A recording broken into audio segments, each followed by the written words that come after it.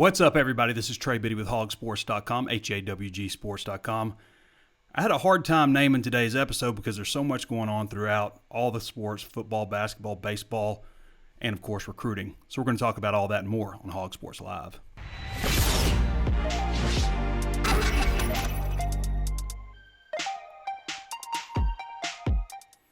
Before we get started, of course, I want to remind you there's plenty of ways to watch and listen. You can always tune in on Facebook Live. If you haven't followed the page on Facebook Live, do so. Share it with somebody you think might like it, and give us a thumbs up or interact with the video if you like it. Also available on YouTube. Be sure to subscribe to that page and hit the thumbs up for the video. And hit the notifications bell also so you're notified anytime we upload a new video. If you got somebody who you think might like the show that doesn't know about it, share the link with them. Help us grassroots. It's also available on Apple Podcasts, Spotify, Stitcher, anywhere else you can think of to find your favorite podcast. Throw us that 5-star review on Apple Podcasts. HawgSports.com is just $1 right now for your first month, and there's plenty of stuff going on.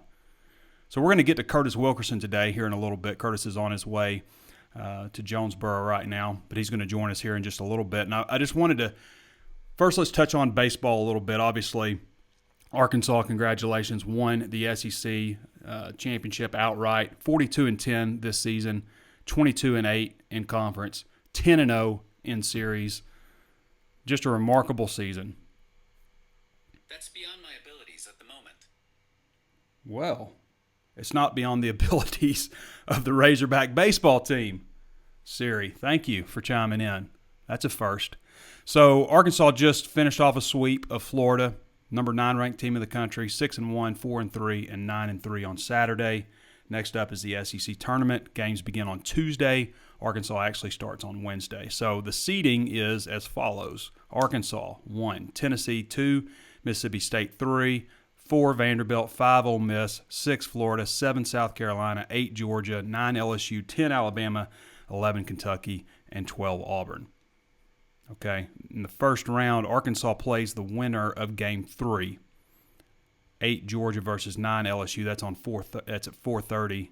I guess is that Eastern time? That's Central time. Excuse me. 4:30 Central time on SEC Network, and then Arkansas will play the winner of that game. That's Game 7 now on Wednesday, May 26th at 4:30 p.m. on SEC Network. And that probably means I won't be on drive time because that game will be on the buzz. So, and then it's double elimination from there on out. So it just trickles on Thursday, Friday, Saturday, and the championship game on Sunday. 24/7 Sports came out with an article predicting every game and how it's going to shake out. And they've got Arkansas. I'm just going to spoil it for you, but it's an interesting read because they go through each game and how the matchups could be and all that stuff. But with the SEC tournament, it's been debated, like, should they even play it? And it comes down to it, and the way they've predicted, even though Arkansas beat Florida 3 times in a row, they've got Arkansas and Florida in the finals with Florida beating Arkansas. Upset alert. At this point, it's anybody's guess to how the pitching situation will look with these two teams. And I can see that a little bit. But, man, it's hard for anybody. It's hard for me to just pick against Arkansas the way they're playing. They've won, 7 of the last 8 right now, So that's SEC baseball. We don't usually lead off with baseball, but there's just so much stuff going on. They're playing so well. Everybody's excited around here. Finally got 11,000 plus in Baum Walker. Good stuff, as Curtis Wilkerson would say. And we're going to go to Curtis Wilkerson right now. For those of you who don't follow Curtis Good Stuff Wilkerson, you can follow him at Kurt Wilkerson _ on Twitter. He's been with us for, I guess he's coming up on a year now with Curtis. He does a great job and is our main guy for Razorback basketball, baseball, and we're going to talk mostly basketball with him. He also covers recruiting, just kind of does everything.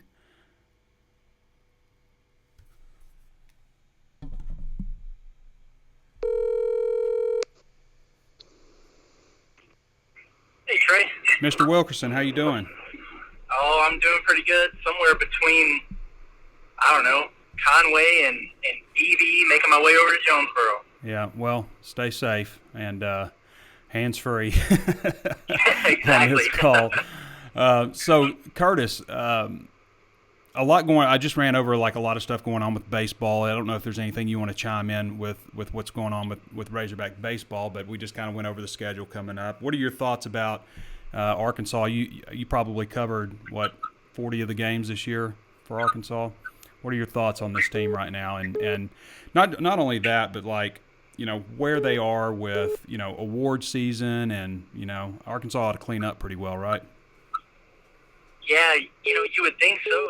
Those awards should be released sometime. I would imagine this afternoon. It usually happens before the SEC tournament begins. And I actually just wrote an article about that. But it's kind of interesting with this team when you look at it on the surface and you think, well, this is the team that's been number one, not only in the SEC but in the country a vast majority of the year.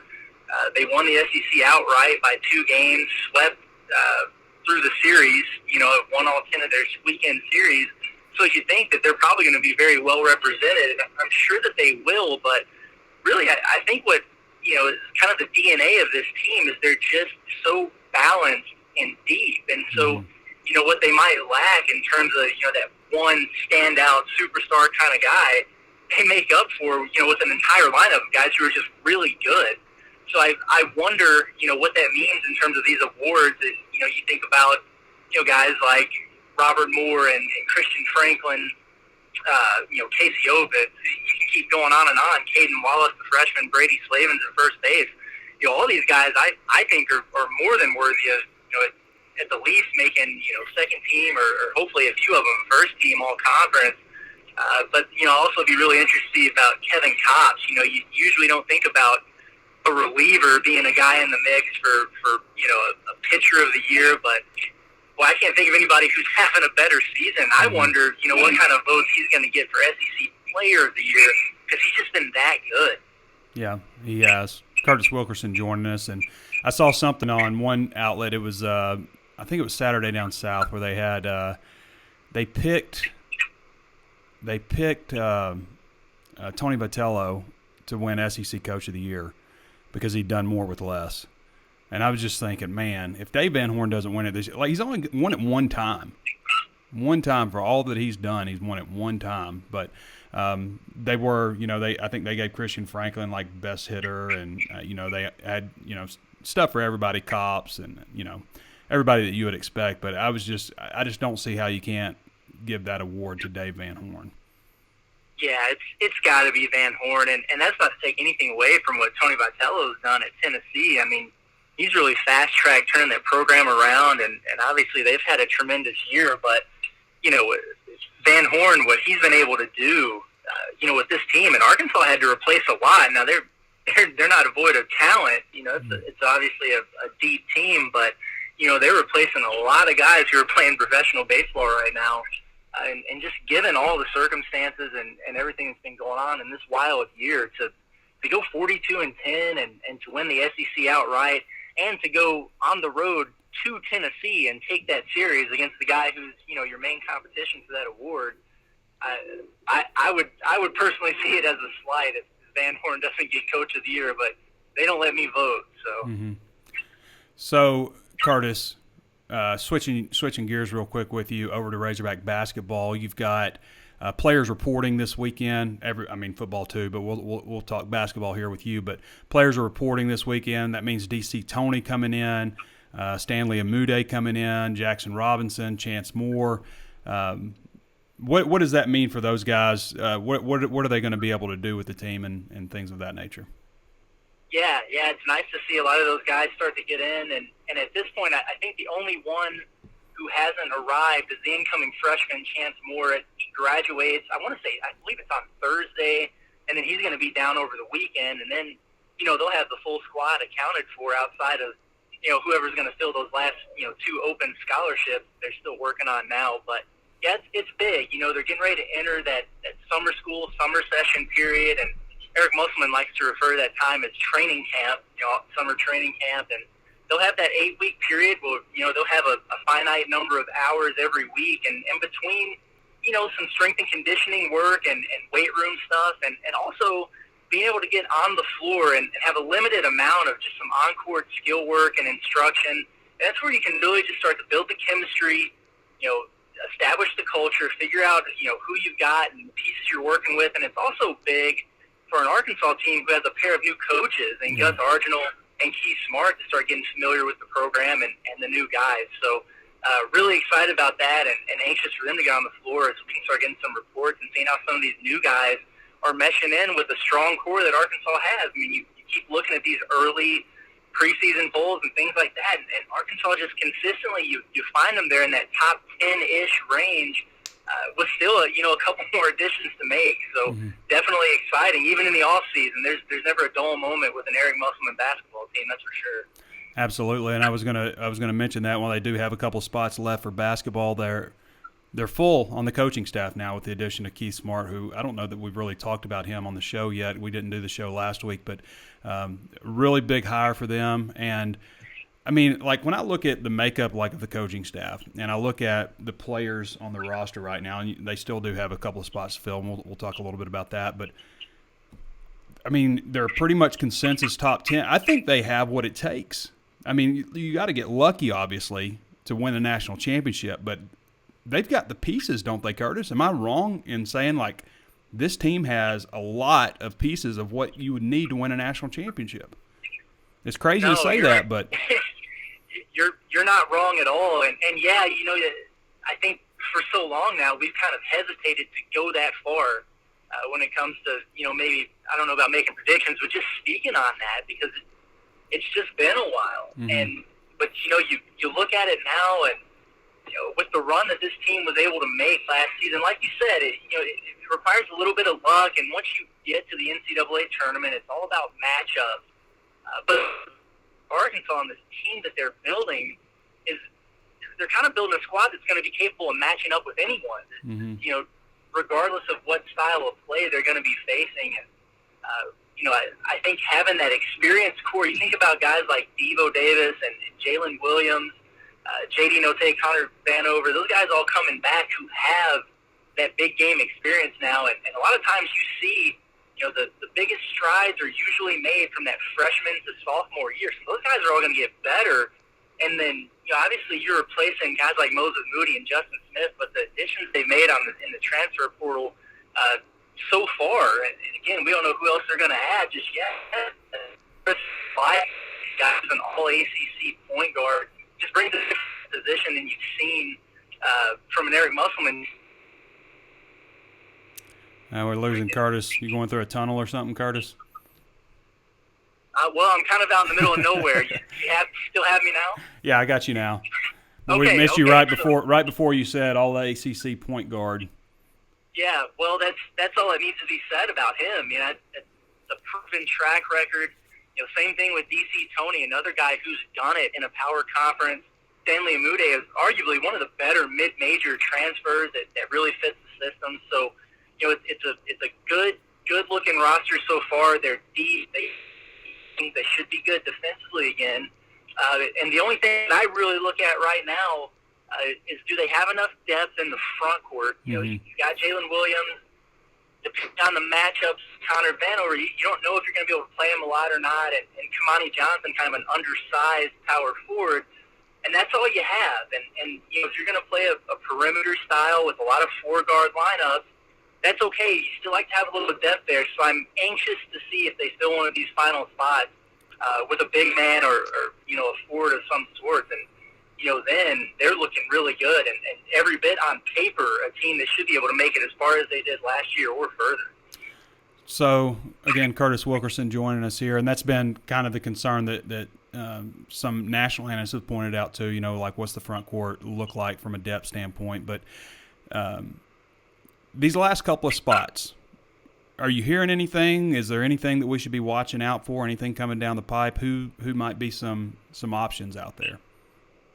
Yeah, it's interesting. A lot of what's been going around lately kind of centers around those typical guys that you see Musselman going after. Those pretty long, athletic, versatile wings. You think about a guy like Bryce Hamilton out of UNLV, who's one of the top scorers in the Mountain West. It's somebody that Arkansas has been on for quite some time, and obviously there's the connection there from Musselman's days coaching in the conference. So, we'll see what happens with him. A guy like even a Marvin Johnson, out of Eastern Illinois, kind of that Dylan Tate mold, 6'6", long point guard skill that can defend.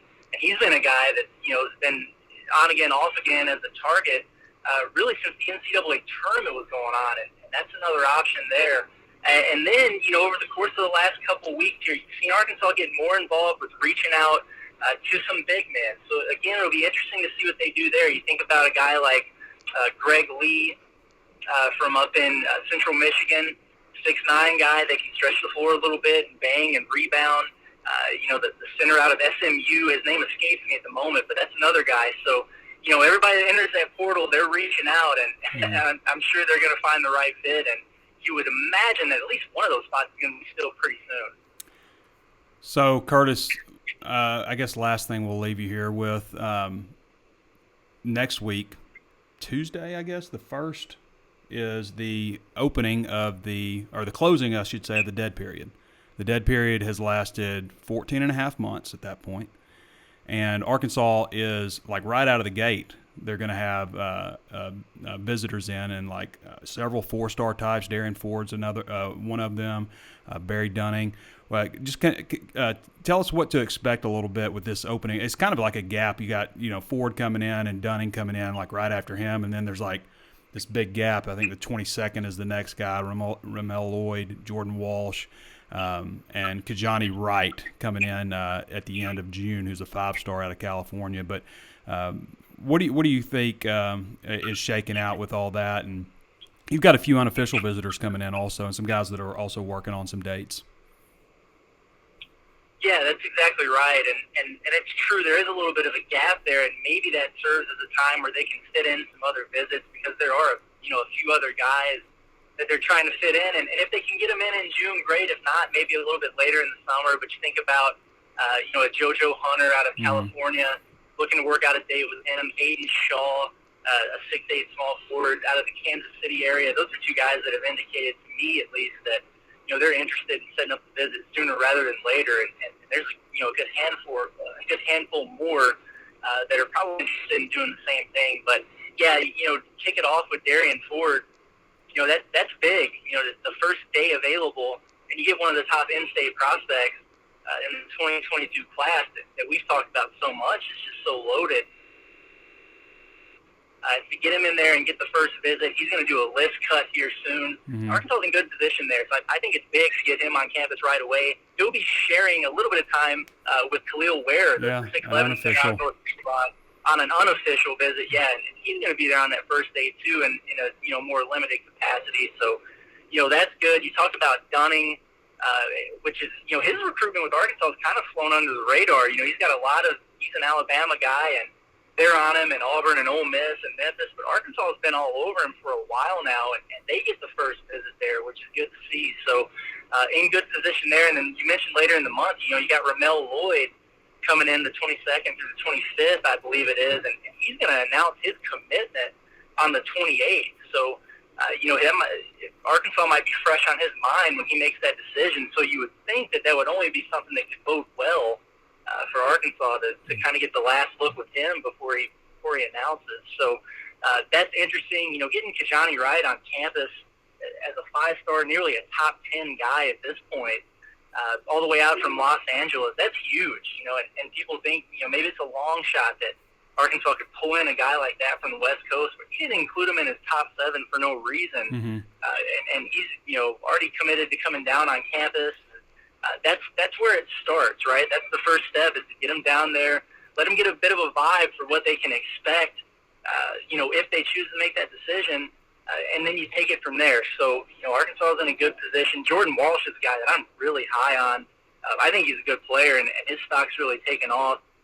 And he announced last week that he's going to be making a visit, too, there at the end of June. And, they just keep reeling them in. And, obviously, you want to keep the talent in-state, within the borders of the state, and they're making every effort to do that. But, either way, Arkansas is just so involved with just more, highly valued prospects than really we've seen in a long time. So regardless of whether they're from Arkansas or Texas or California, anywhere else, got to feel pretty good about the situation they're in as they look to reel some of these guys in.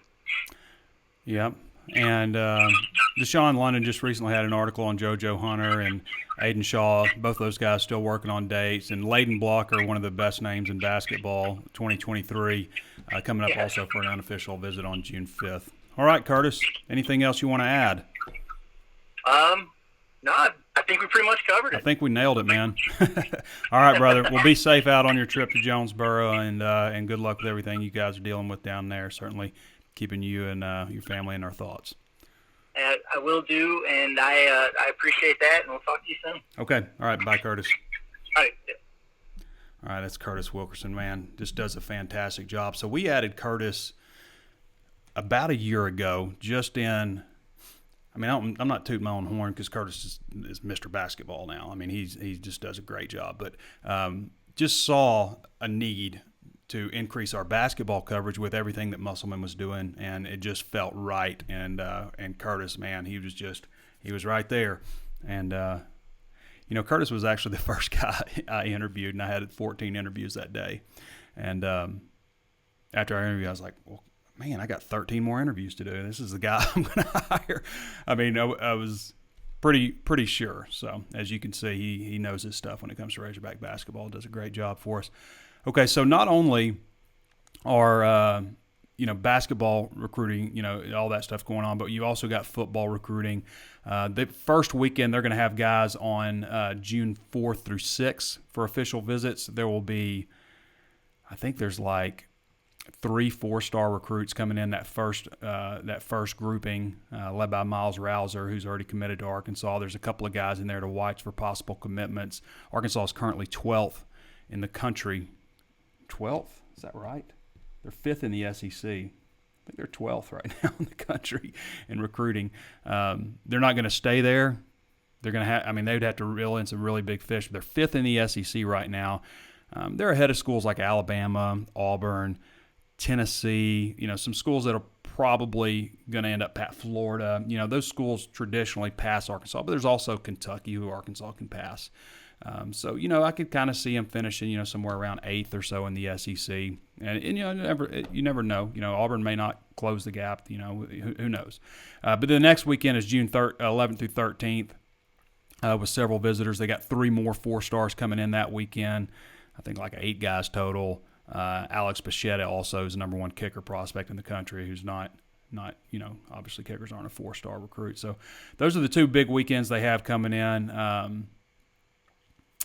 That's where they are right now with football. So recruits coming in, football camp schedule starting right after that. Right after, we finish that, you've got, June 12th, or right in the middle of it, June 12th, you've got their youth camp.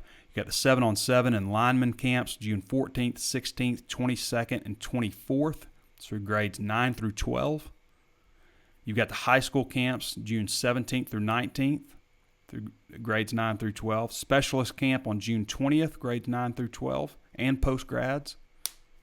You're a post-grad, you can come in. So that's Arkansas's camp schedule right now.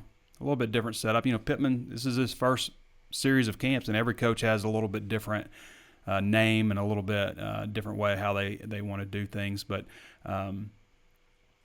Arkansas is also, with the players, the football players, they've reported, they would have checked in like Sunday, I guess, and then today they start voluntary workouts. So they'll go through an 8-week summer conditioning cycle, and that's going to take them up to about 2 weeks before the start of fall camp. So they'll have a little bit of a break before they jump right into it. But it doesn't sound very far off, does it? I mean, from today, 8 weeks of this training cycle, couple of weeks, and then fall camp. SEC Media Days is end of I think, what is it? I don't have the exact dates in front of me, but it's like, I want to say like the 17th or something of July, somewhere around there, I mean, it's a 4-day event, but it'll be here before you know it. I've been working on some articles about the second-year Razorbacks. This is something I kind of do every year, but, when you look at Arkansas's second-year players, there's a lot of guys that are going to start factoring in.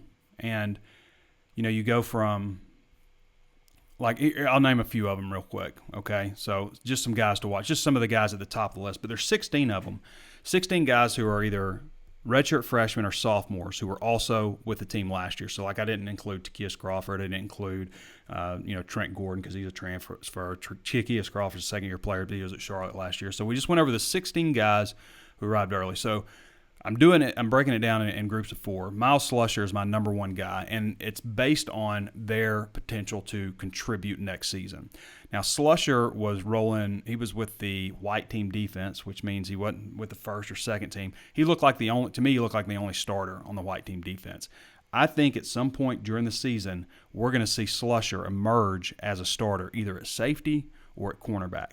At some point during the season, we're going to see that. He started 2 games as a true freshman last year. I just think he has a ton of ability.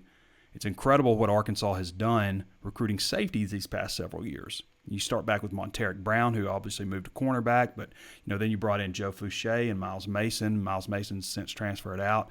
But Fouché, both those guys were really highly regarded. They weren't 4-stars, but they were really highly recruited. Then you get Jalen Catalon, Miles Slusher. You've got Miles Rouser committed right now for the next class. And what is going on with Miles? Can anybody name a Razorback player named Miles before Miles Mason came on? So you had Miles Mason come on, again, who's since transferred. You got Miles Slusher. You got Miles Rouser coming in. They're all safeties. Was there somebody named Miles 18, 20 years ago that's super famous and everybody started naming their kids Miles? It's interesting how that happens, but a lot of Mileses, and they're all safeties. So Miles Slusher is my number 1 guy. My number 2 guy is Kari Johnson. Now, Kari, I think, is a guy that can push also, and he saw a good bit of action last year as a true freshman. He's an interesting guy because he was not heavily recruited at first. He was kind of like a late bloomer, in recruiting, and he's all the way up at Suffield Academy in Connecticut. He's originally from Boston. He's not highly ranked in the Boston area. And then Arkansas comes in and offers, and then Georgia comes in and offers. And he ends up playing a good bit for him last year. He's a guy that I think could maybe challenge Hudson Clark or, I think he could push a little bit for some playing time. Deshad Stewart is my number 3 guy, 6'2", 240, strong side, or defensive end, sophomore defensive end. So Stewart's interesting because he's built like a linebacker. He's not even long, he's 6'2", but his wingspan is 6'1.5". So he's kind of got short arms. This is from the opening. It's a measured type. So he's 74 inches tall. He's 72.5 inches long, which usually doesn't work out like that. Built like a linebacker, but the mentality is all defensive ends. 1 speed. He's a 4.61 verified prior to his senior year at the opening regional. So he's got, and 4.14 in the shuttle. He tested better than probably any defensive end in the country. The only thing, the knock on him was, 6'2", 240. But he's a guy that rotated in with the first group a good bit. They've got about 5 defensive ends that I think they feel really good. I think they feel pretty good about Eric Thomas too. But he's one of probably, I would say, one of the top 5 ends, and a guy that can hopefully bring a little bit of a pass rush. 17 sacks as a high school senior. My next guy was Marcus Henderson, number 4. Now, backup offensive linemen don't play a whole lot, but he's going to probably be the swing tackle next year. Usually kind of like to have one guy. It could be Takias Crawford too, but I think it's going to be Marcus Henderson because of his ability to play the left side. But he is kind of being groomed as the left tackle of the future. Played right tackle in the red-white game because they had so many injuries on that side. I thought he held his own pretty good against Dorian Gerald, and on passing plays, running plays, he struggled a little bit. But again, Dorian Gerald is a 6-year senior who's healthy right now. Man, if he can stay healthy. I've got some other. I'll hint at my number 5 is Ja'Cory Turner, a guy you might not have heard a lot about. But so far I've gone through, I think, 8 of them. I'll have through number 12 today. You can read all of that on HawgSports.com. It's kind of a fun article because these are guys that, you'd expect to start pushing a little bit if they haven't already. I also did this. I went through Arkansas starters and re-ranked every single one of them. Just to give you an idea of some of the things we've been working on. It's that kind of time of year for top 10 list and depth charts way down the line. I'll probably come up with a 2022 depth chart To be honest, I'll probably do that. It's I've got like a list of stories that I love doing every year during kind of the off season, keep everybody interested, keep everybody's mouth watering for football. But I went through and re-ranked every single starter for Arkansas's football, broke down their composite ranking, their 24/7 sports rankings, all the top offers that they have, and then I re-ranked them and explained why I re-ranked them. And again, you can read it all. It's a VIP article, so you need a VIP subscription. It's only $1 right now for your first month. HawgSports.com. Check us out. I also ranked my top 10 Razorback football players. I did this as a free article. I like to I'll mix in some free stuff here and there on these kinds of things, but if I put a lot of in-depth effort into it and a lot of thought, then it's for our subscribers. So, top 10 Razorback football players of all time.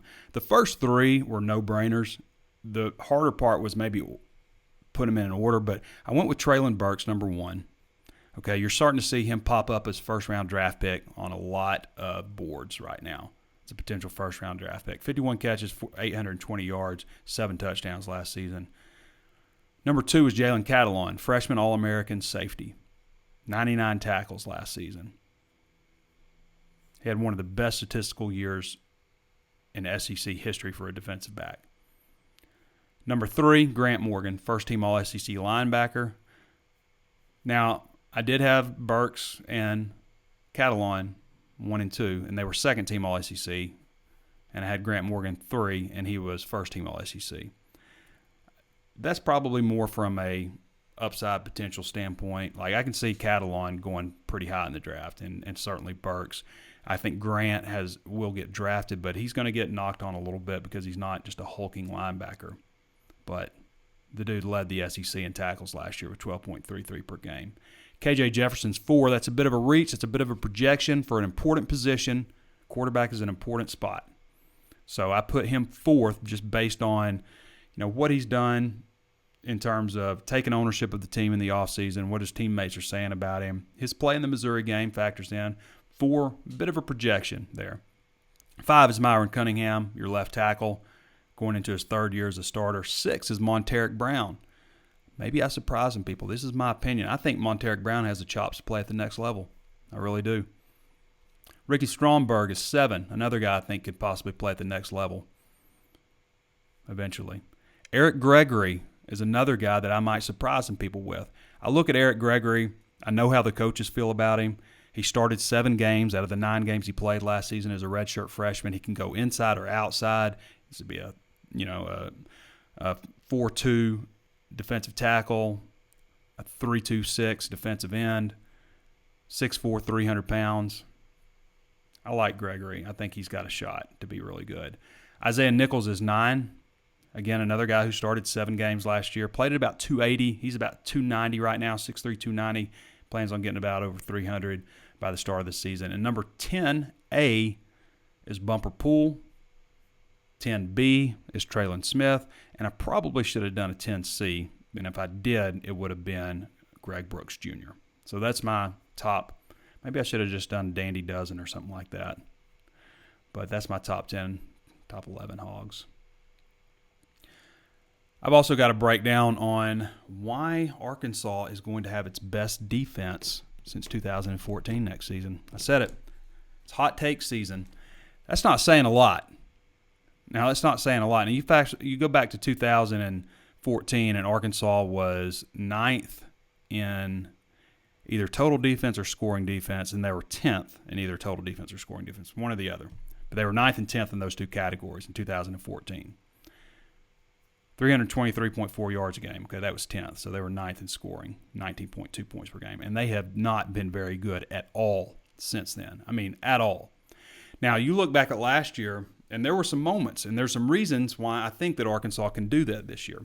First of all, the numbers aren't that dramatically better in 2020 versus 2019, but the difference in 2019 and 2020 is in 2020, Arkansas played the toughest football schedule in the history of college football. They played 10 SEC teams. This year, they're going to replace, Florida and I guess Tennessee with, they'll have Texas on there obviously, but they also get, Rice and Georgia Southern and UAPB, so That's going to help pad the stats a little bit. But if you look back at what Arkansas did those first 6 games last year, remember it started out with Georgia, held Georgia to 5 points, and Georgia didn't have who would eventually be their starting quarterback, still University of Georgia in the opener. Held Georgia to 5 points in the first half. So those first 6 games, Arkansas allowed 401.5 yards per game and 25.7 points per game.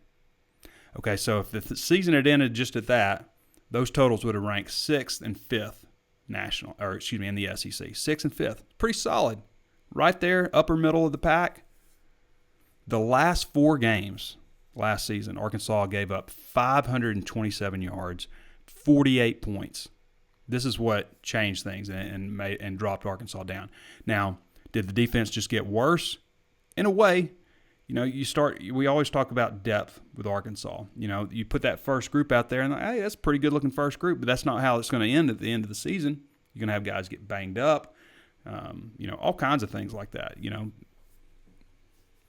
So one of the reasons Arkansas slid so bad those last 4 games is, not just the injuries. And they did have guys, Bumper Pool and Grant Morgan are, just battling through injuries. And, the LSU game, you had basically your entire first and second team defensive line was wiped out due to contact tracing with COVID. I'm not even sure they should have played that game, but they did. And so those last 4 games, so LSU decimated on the defensive line, and LSU just ran the ball almost at will and just converted dramatically high number of third downs. You also ran into Alabama. So you had the defending national championship LSU against, kind of a makeshift defensive line. You ran into the University of Alabama, okay, who we know what they were last year.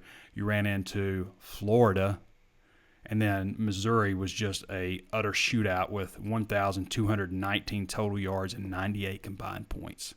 So that's one reason injuries start piling up. You start to have more COVID stuff at the end of the year, and you run into some pretty tough opponents. So given all that, what they returned this year, they returned 9 guys who started at least like 5 games last year on defense. And you've got some other guys coming in who should push pretty good. You added John Ridgway, Markel Utze. I read the comments. Trey Williams on the defensive line. That's an area that you needed. Linebacker, you've got those 2 guys, obviously, but, Hayden Henry can be a good player for you. Get his shoulder back healthy. Levi Draper, who knows what you got. Maybe one of these young guys start emerging at linebacker. I think they're in pretty darn good shape at safety. I think you'd agree with me. Cornerback, I think there's some opportunities for some guys to emerge there.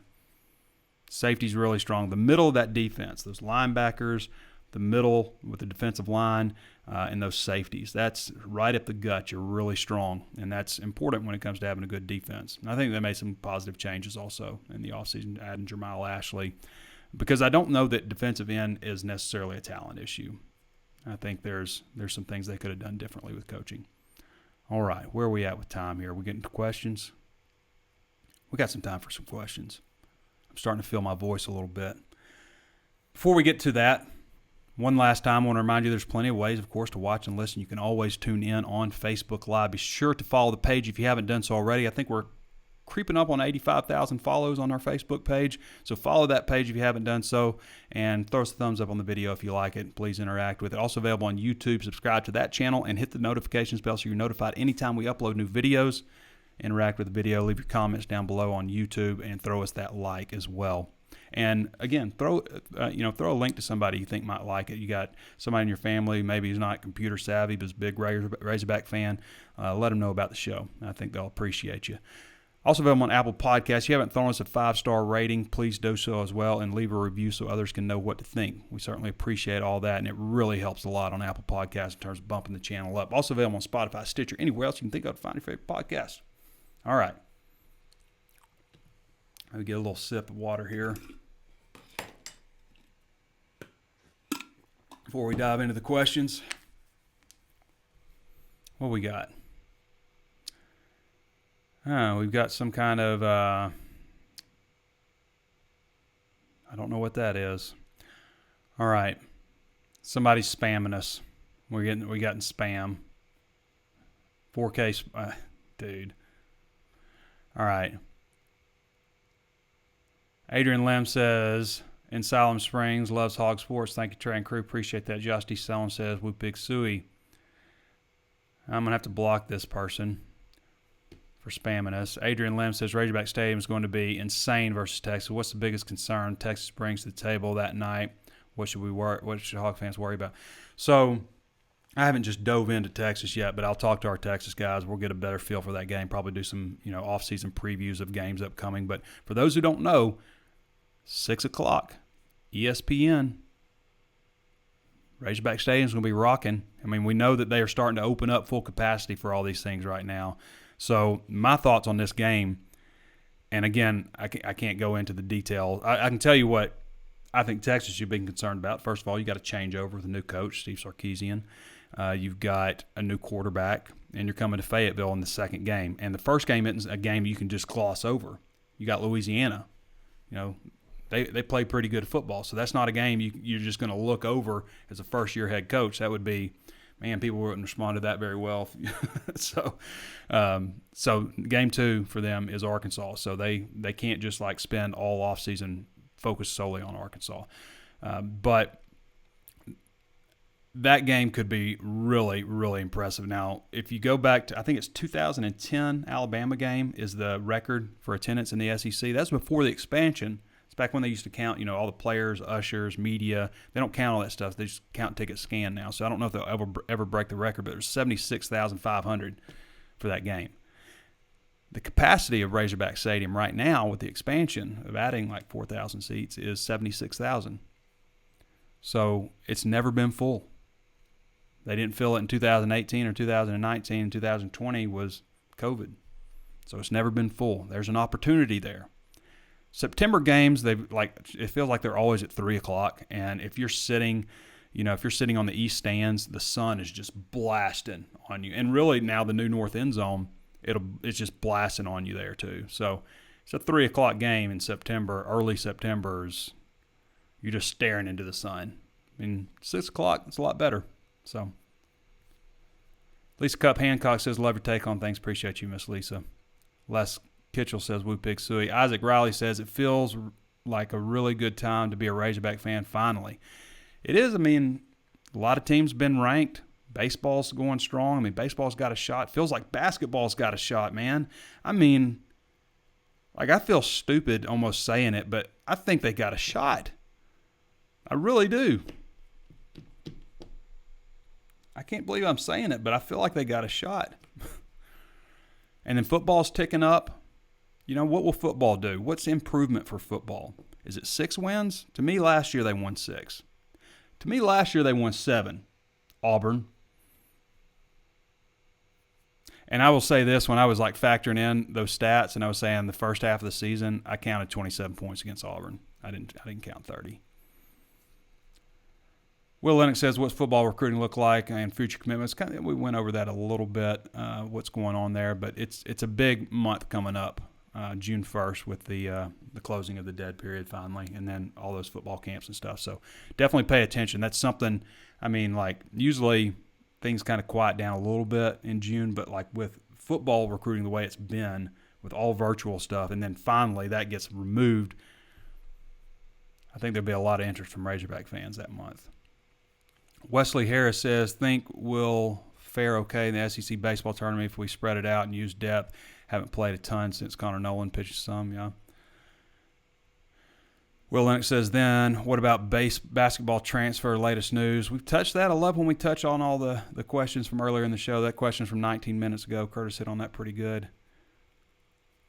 Will Lennox says, any suspension news on Braden Webb? I haven't heard anything on that, on any suspension. We'll see. Mary Rose, like the way you think, Trey. Appreciate that, Mary. I think you like my predicting as a possibility for a national championship. All right, everybody. I want to thank you for joining us. Appreciate Curtis Wilkerson for joining us, too. Just a lot of good stuff. I had a hard time naming it, so I was just like, All Things Hogs. That's the name of the show today. Just because usually I try to come up with something catchy from in there, but I didn't want to leave out transfer portal stuff. I didn't want to leave out, winning the SEC championship and the SEC baseball tournament coming up. I didn't want to leave out, all the recruiting stuff with basketball. I mean, it's just too much. So it was all things Hogs today. All right, everybody, we'll be back with you guys on probably next week. It's possible I'll do a midweek. It just depends on what's going on this time of year. I usually try to do at least one show. We may bump it up to another one later this week, but we'll definitely be back on May 31st to preview this, the opening of recruiting. We'll have Danny West on the show as well. All right, everybody, thank you for joining us. It's been Trey Biddy with HawgSports.com, and we'll catch you next time.